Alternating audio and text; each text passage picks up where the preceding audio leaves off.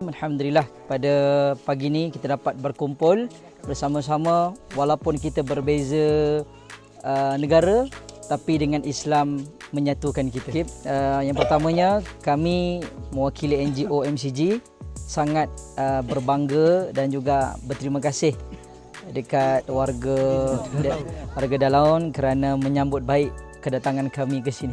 Dan alhamdulillah juga Allah berikan rezeki kepada kami semua untuk bertemu untuk tahun kedua. Dan tahun ini kami akan lebih serius untuk melaksanakan 3 misi. Yang pertama kami datang sini melaksanakan misi korban dah pun selesai.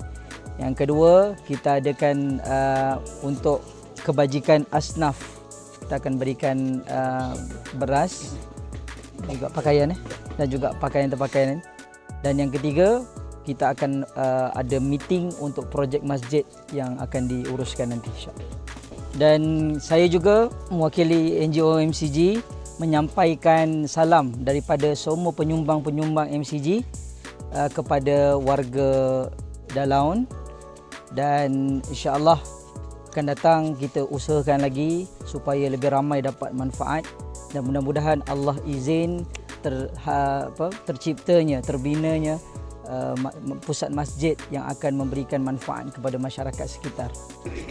Dan saya minta semua doakan kepada semua penyumbang-penyumbang MCG supaya mereka sihat, dipermudahkan urusan, diberikan kesihatan dan juga dapat terus memberikan komitmen menyumbang kepada projek-projek MCG yang seterusnya.